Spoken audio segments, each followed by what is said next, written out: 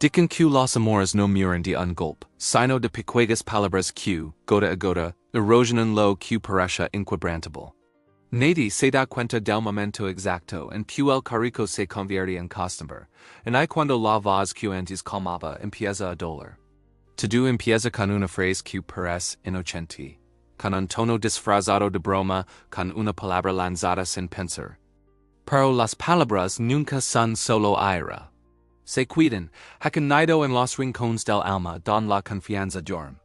Claro y Daniel eran la imagen de lo que todos llaman una pareja salida. Se conocieron en un otoño cualquiera, entre cafés fríos y conversations que parecen eternas. Había risas, miradas cómplices, promesas dichas con la ingenuidad de quien cree que el amor basta. Pero nadie les enseñó que el amor no se destruye solo por infidelidades o abandono.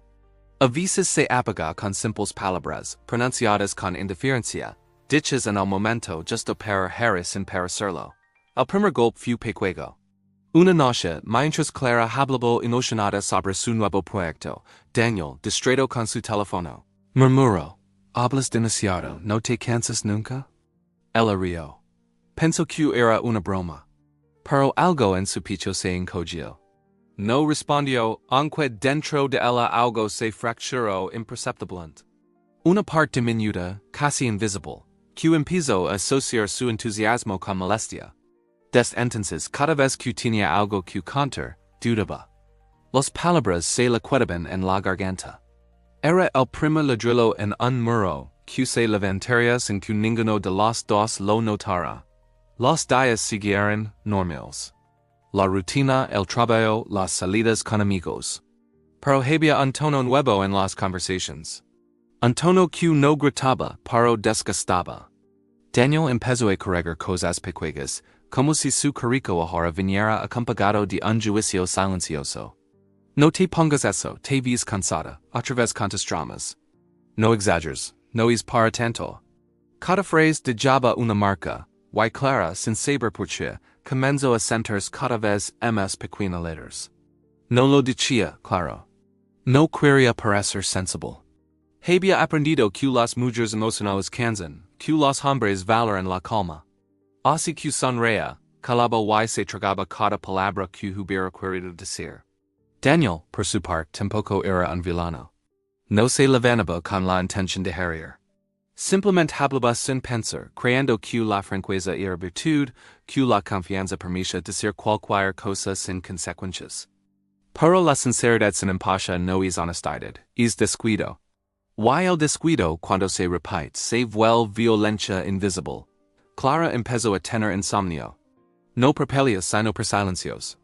Pensaba en como algo tan bonito había empezado a sentirse tan pesado. Lo amaba, claro. En recordaba sus gestos de ternura, su forma de mirarla cuando ella realitas. Pero cada gesto amable parecía ahora una tregua entre batallas verbales. Y lo más triste era que nadie lo notaba en siquiera ellos.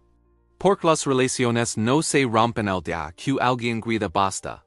Se rompen mucho antes, en los momentos en que uno deja de sentir seguro al hablar. En los días en que el amor se mezcla con miedo y ser malinterpreta.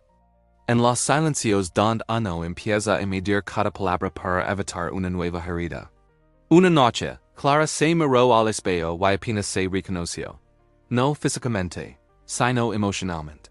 Recuerdo cómo solía hablar con pasión, cómo su risa llenaba los espacios.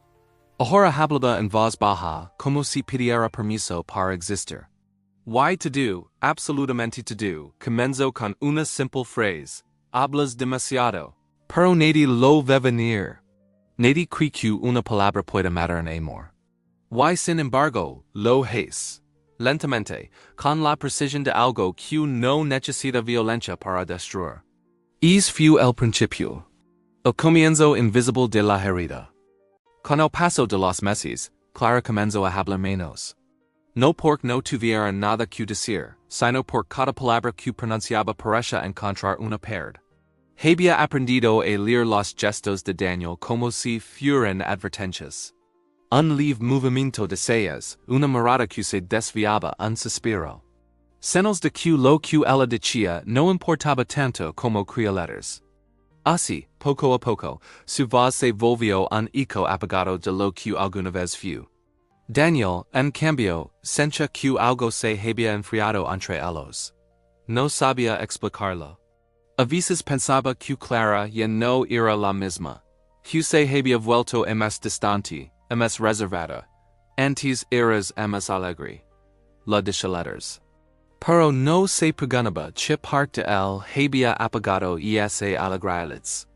Creía que el amor debía resistirlo todo, incluso las palabras que nunca se pedían perdón.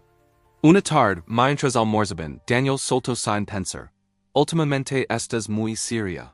Antes eres divertida. No sé qué te pasa. Clara lo miró, queriendo explicar que lo que le pasaba era él, sus palabras, su tono, su falta de escucha. Pero solo dijo, nada, estoy bien. Era más fácil mentir que intentar explicar algo que él no quería entender. En su interior, algo le dolió. No porque Daniel hubiera sido cruel, sino porque ella ya no se reconoce letters. Empezaba a sentir que su valor dependía de mantener la armonía letters. No provocar discusiones, no incomodar, no lorar. Aprendió a calar por miedo a perder la paz, sin notar que esa paz ya estaba perdida. Los días se convirtieron en un intercambio de frases cortas y rutinas automáticas. ¿Qué cenamos? Apagar la luz. Luego tarde. Palabras vacías, sin alma. Pero el silencio entre ellas era ensordecido. Clara pasaba horas mirando la pantalla del teléfono, esperando un mensaje que no llegaba, una disculpa que nunca venía. Y cuando Daniel hablaba, sus palabras ya no sonaban como amor, sino como órdenes. No seas tan sensible. Te tomas todo demasiado personal. Siempre estás buscando problemas. Cada frase era un golpe suave, casi imperceptible, pero constante. Hasta que el alma empezó a doler más que el cuerpo. Porque las heridas que no sangran son las que más tardan en cerrar. Daniel, por su parte, se veía a sí mismo como un hombre razonable. Solo digo la verdad, pensaba. No entendía que la verdad sin empatía puede convertirse en crueldad. Creía que Clara exageraba, que se estaba volviendo demasiado emocional. Nunca imaginó que estaba frente a una mujer que se estaba apagando una palabra a la vez. Una noche, mientras veían una película, hubo una escena en la que una pareja se gritaba cosas horribles. Clara, casi en susurro, dijo, es triste como las palabras pueden romper algo tan bonito. Daniel, sin apartar la vista de la pantalla, respondió, bueno, si se rompen tan fácil, es porque no era amor de verdad. Ella se quedó en silencio. Sintió un nudo en la garganta. En ese momento, entendió que él no comprendía el peso de sus palabras. Que para él, hablar era solo hablar. Pero para ella, cada palabra tenía un eco. Y ese eco ya había llenado la casa de tristeza. Y esa noche, cuando Daniel se durmió, Clara se levantó y fue hasta el espejo del babo. Se miró fijamente, tratando de recordar cuándo fue la última vez que se sintió amada sin miedo. Pensó en cómo las palabras de Daniel se habían vuelto su nueva voz interior. Ya no necesitaba que él la criticara. Ella misma lo hacía letters. Estoy exagerando. Soy muy sensible. Seguro lo arruino todo. El amor, cuando se vuelve así, ya no es refugio. Es un espejo deformado donde uno empieza a verse a través de los ojos del otro. Y lo peor no es que dula, sino que uno empieza a creer que así debe ser.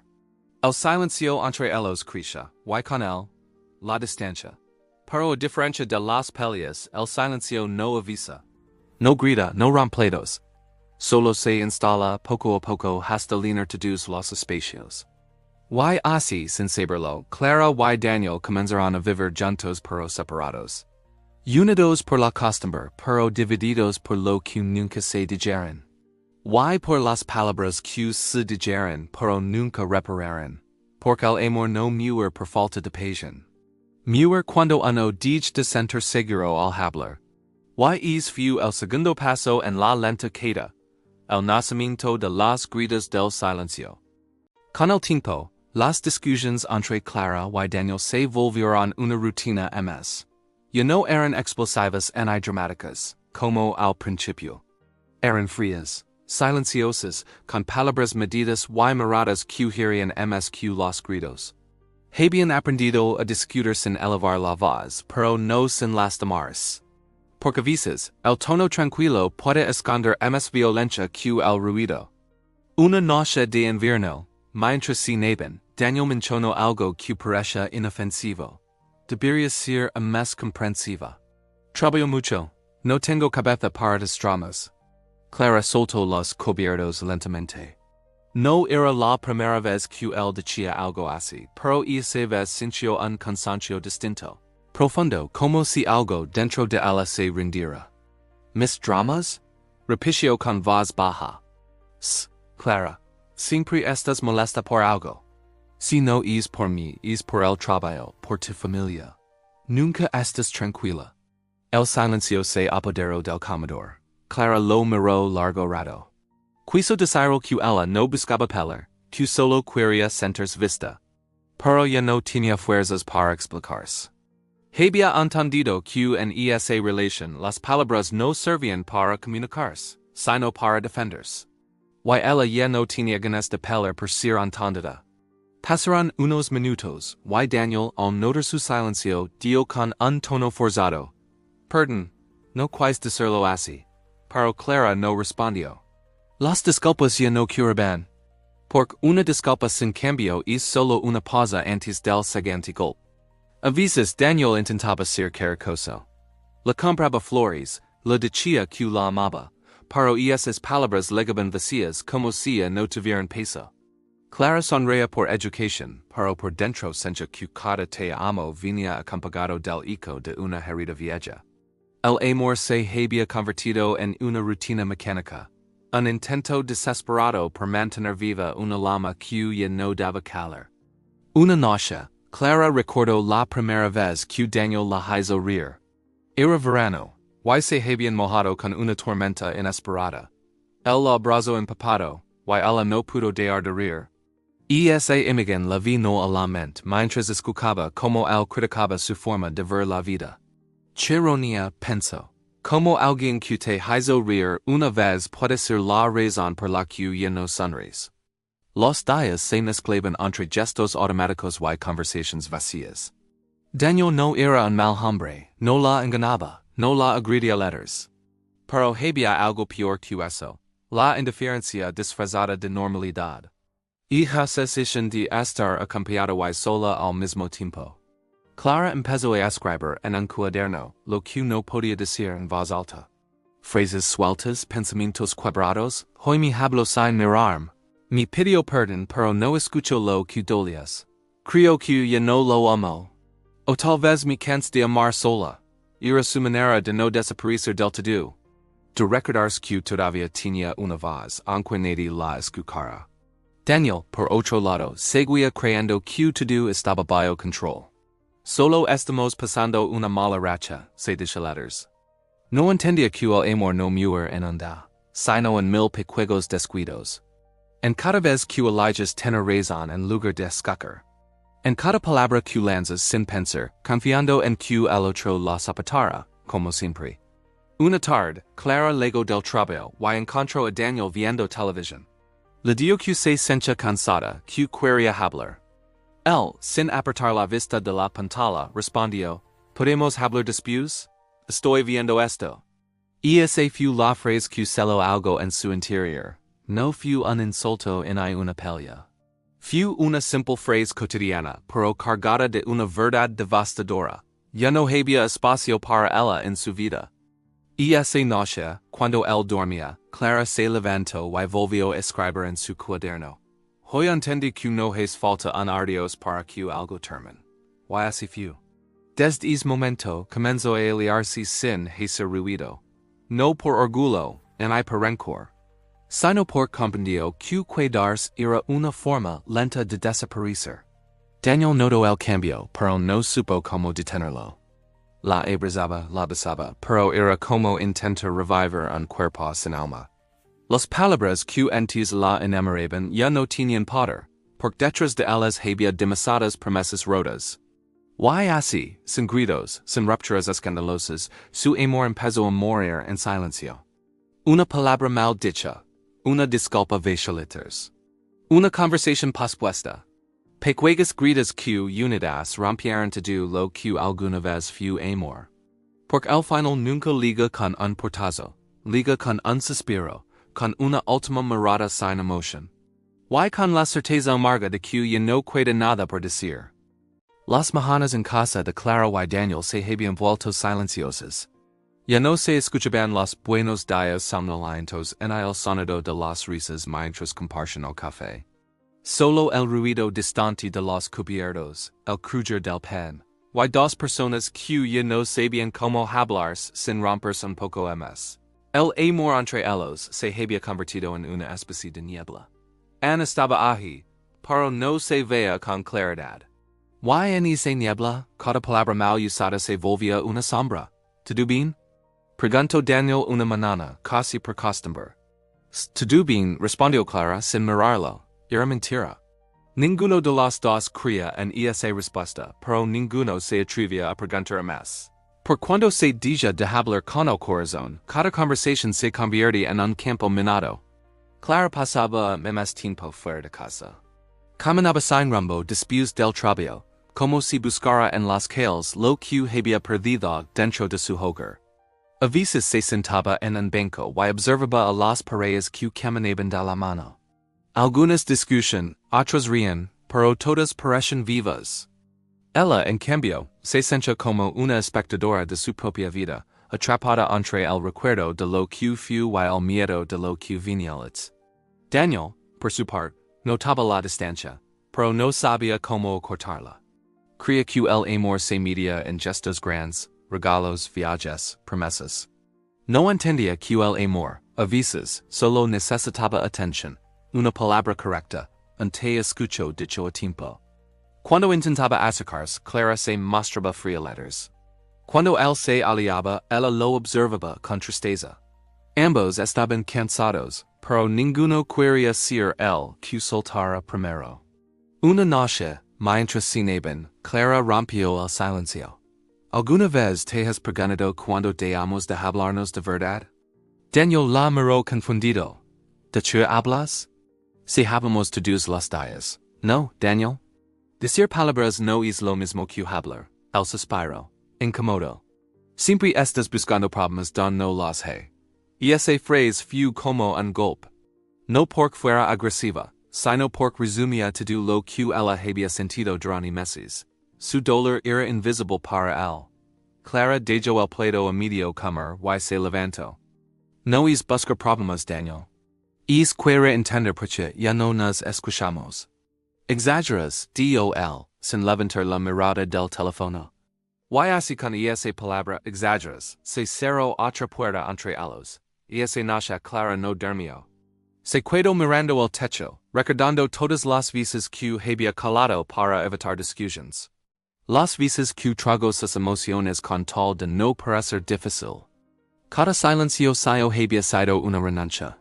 Y ahora, su alma estaba llena de palabras no dichas, de gritos que nunca salieron, de sentimientos que nadie quiso escuchar. Daniel, en cambio, dormía tranquilo, no por maldad sino por inconsciencia. Creía que todo seguiría igual, que las cosas mejorarían solas. No entendía que el amor, cuando se deja en silencio, se marchita como una flor sin agua. Días después, Clara decidió hablar una última vez. Espero que Daniel ligara del trabajo y lo miró con una calma que él confundió con frialdad. Daniel, ¿tú eres feliz conmigo? Preguntó. Él, sorprendido, dejó las llaves sobre la mesa. ¿Qué clase de pregunta es esa? Claro que sí, solo estamos pasando un momento difícil. Yo no, respondió él, sin titubear. Es mucho que no soy feliz. Daniel se quedó mudo. Por primera vez, no supo qué decir. Intentó acercarse, pero Clara retrocedió. Ya no se trata de quién razón. Se trata de que ya no tenemos palabras que nos unen. Todo lo que decimos duele, y todo lo que calamos pesa. Hubo un silencio largo, tan largo que el reloj de la pared parecía marcar cada segundo con crueldad. Daniel intentó hablar, pero solo pudo decir, perdóname, Clara. Ella cerró los ojos. Esa palabra, perdón, y no significaba nada. Era como un eco vacío rebotando entre las paredes. Clara no lloró. Las lágrimas se la habían agotado hace tiempo. Solo dio, en voz baja, a veces las palabras que no decimos matan más que las que gritamos. Y se marcó al cuarto, dando a Daniel solo con su silencio. Y se noce el comprendió quizás demasiado tarde que el amor no muere con un grito sino con una ausencia. Que el verdadero final no liga con una ruptura sino con el momento en que ya no tienes nada más que decir y hay fuerzas para intentarlo. Mientras Clara dormía en otro cuarto, Daniel se quedó despierto, mirando el vacío del sofá donde solían reír juntos. Y por primera vez en mucho tiempo, entendió lo que era sentir solo estando acompañado. El amanecer entró por la ventana con una luz pálida, casi triste. Clara se levantó temprano, preparó café y se quedó mirándolo hervir, como si en el humo pudiera encontrar respuestas. Daniel todavía dormía. Había pasado la noche en el sofá, con la mente llena de escenas que no sabía si habían sido errores o simplemente el curso inevitable del desgaste. Clara observa la taza en sus manos. Record a los primeros ecos juntos cuando cada mañana era una promesa. Record a las risas, los planes, las pequeñas tonterías que hacían que todo pareciera más fácil. Pero ya no quedaba nada de eso.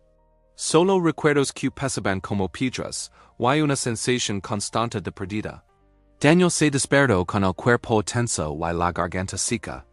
Fue a buscarla a la cocina, y la vio allí, quieta, como una estatua hecha de resignación. ¿Podemos hablar?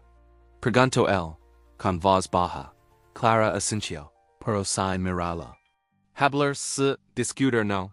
Yo no tengo fuerzas para eso. Daniel se sentó frente a ella. Hubo un silencio largo, incómodo, como si cada palabra que quisieran decir tuviera miedo de salir. Yo sé que te he falado, dijo él al fin. Pero todavía te amo. Clara levantó la mirada con una mezcla de tristeza y ternura. Yo también te amo, Daniel, mucho. Pero, a veces el amor no desaparece, solo cambia de forma. Y cuando cambia, deja de ser hogar y se convierte en recuerdo. Él intentó acercarse, tocar su mano, pero ella la retiró suavemente. No es falta de cariño, continuó. Es que ya no somos los mismos. Y me da miedo seguir fingiendo que sé. Daniel se levantó, caminando por la cocina como si buscara algo que no estaba allí. ¿Entonces qué hacemos? ¿Nos rendemos? ¿No es renders? Respondió Clara con calma. Es aceptar que insistir también puede ser una forma de romperse. Sus ojos se encontraron por un momento. Fue un instante de comprensión mutua, pero también de despedida silenciosa. Ambos sabían que estaban al final, aunque nadie se atrevía a decirlo con todas las letras. El resto del día pasó sin sobresaltos. Cada uno se refugió en su propio silencio. Clara miraba por la ventana. Daniel fingió leer. Todo era una coreografía vacía, una rutina de dos personas que ya no sabían cómo tocar sin sentir distancia. Y se noche, mientras el reloj marcaba las 11, Clara habló de nuevo. ¿Te acuerdas cuando decías que lo más importante en una relación era la confianza? Claro que sí, respondió él.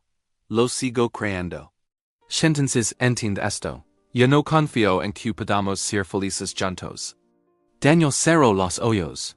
Y esa frase dolió más que cualquier grito, porque no había rabia en ella, solo verdad. Una verdad tan clara que no admite discusión. Clara siguió hablando, con la serenidad de quien yo tomo una decisión. No quiero que esto termine con odio. Quiero recordarte con cariño, no con resentimiento. Pero si sigamos así, solo vamos a destruir lo poco bueno que queda. Daniel la miró fijamente. Su mente se llenó de imágenes, la primera cita, el primer beso, los viajes, los sueños compartidos.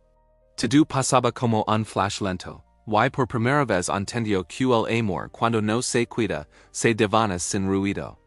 No quiero perderte, dijo él con voz temblorosa. Clara sonrió con lágrimas contenidas. Si mi perdiste haste tiempo Daniel, solo que ahora lo estás notando. Esa fue la última conversación honesta entre ellos.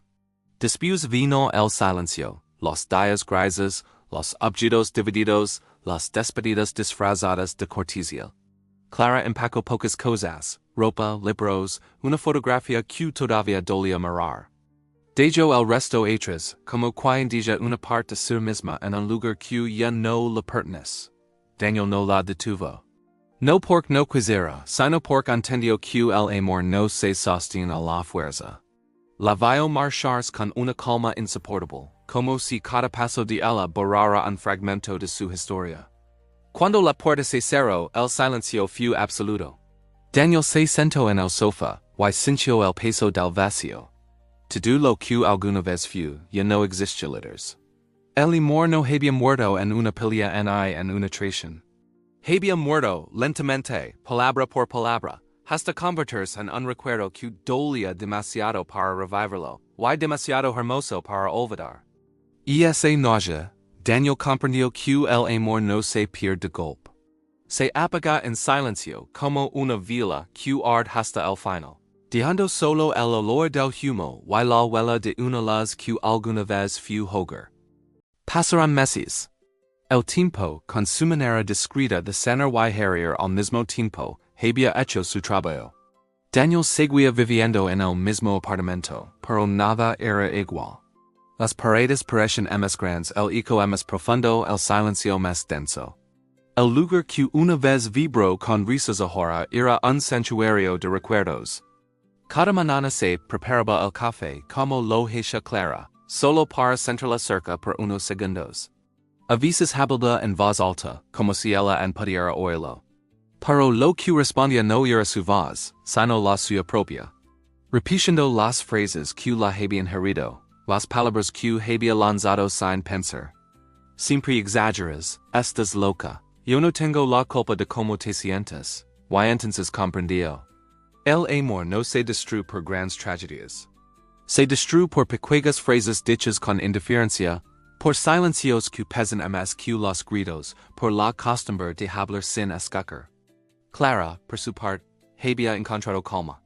No felicidad, no, pero una sensación de ligereza que había olvidado. Había aprendido a estar sola sin sentirse vacía, a entender que el amor no es sacrificio, sino elección. A veces pensaba en Daniel, no con odio, sino con una ternura cansada. Se preguntaba si él había entendido, si alguna vez había visto como el amor se les escurría entre los dedos mientras ambos se defendían de heridas que en siquiera el otro había causado. Una tarde, meses después, Clara recibió un mensaje. Era de Daniel, solo decía, ahora entiendo. Perdón por todas las veces que te hay sentir pequeña con mis palabras. Ella leyó el mensaje y sonrió. No respondió. No por orgullo, sino porque yo no era necesario. Había perdonado en silencio mucho antes de leer esas líneas. El perdón, pensó, no siempre busca reconciliación. A veces solo quiere liberar el alma. Y se noche, mientras observaba la ciudad desde su ventana, Clara escribió en su diario. El amor no muere por falta de pasión, sino por falta de conciencia. Se mata cuando dejamos de cuidar lo que decimos. Por cada palabra puede ser un abrazo o una herida. Daniel, en su propio silencio, empezó a escribir también. No para recuperarla, sino para entenderse. Cada palabra era un intento de reconstrucción, una forma de aprender a no repetir la historia. Y así sin volver a encontrarse, ambos siguieron adelante, con cicatrices, pero también con sabiduría leaders. El amor que los unió ya no existía como antes, pero dejó algo más valioso, la comprensión. De que las palabras importan que no pasa nada, puede destruir más que un adiós y que el respeto no se grita, se demuestra. Clara siguió su camino, Daniel también. Nunca más se vieron. Pero cada vez que alguien les hablaba de amor, ambos recordaban la lección que los unió y los separó. No es el tiempo el que mata el amor. Son las palabras que elegimos mal. Y en silencio final, donde no había rencor en idolar, solo quedaba el eco de todo lo que nunca deberán decirse. Y todo lo que, quizá, deberían haber dicho antes de perderse.